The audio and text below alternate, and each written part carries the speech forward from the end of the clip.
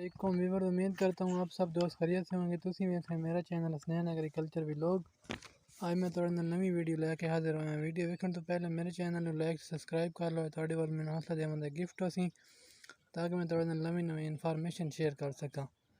دوستو آج میں تمہیں دساں گا کیڑی سبزی کیڑے موسم میں کاشت کر سکتے ہیں۔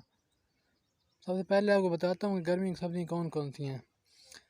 گرمیوں کی سبزیوں میں ٹماٹر، مرچ، شملہ مرچ، بینگن، کھیرا، بھنڈی، کالی توری، گھیا کدو، کریلا، اروی، تربوز، خربوزہ، حلوہ کدو، پیٹھا کدو، آلو، ہلدی اور ادرک ہیں جو عموماً ہم فروری میں کاشت کرتے ہیں، فروری اور مارچ میں کاشت کرتے ہیں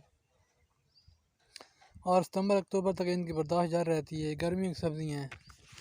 اور سردیوں کی سبزیاں کون کون سی ہیں؟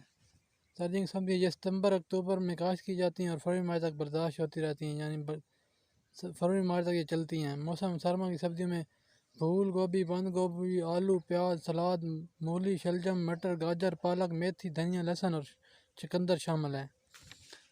براہ راست بیج سے سب کاشت ہونے والی سبزیاں کون کون سی ہیں؟ موسم سرما میں مولی، شلجم، گاجر، پالک، دھنیا، میتھی اور مٹر، جبکہ موسم سرما میں بھنڈی، کریلا، کھیرا، تربوز اور خربوز زمین میں براہ راست کاشت کرتے ہیں ہم۔ ٹھیک ہے دوستو، پنیرے سے کاشت ہونے والی فصلیں کون کون سی ہیں؟ ٹماٹر، مرچ، شملہ مرچ اور بینگن گرمیوں میں، جبکہ پھول گوبھی، بند گوبھی، بروکلی، پیاز اور سلاد موسم سرما میں پنیرے سے کاشت کی جاتی ہیں۔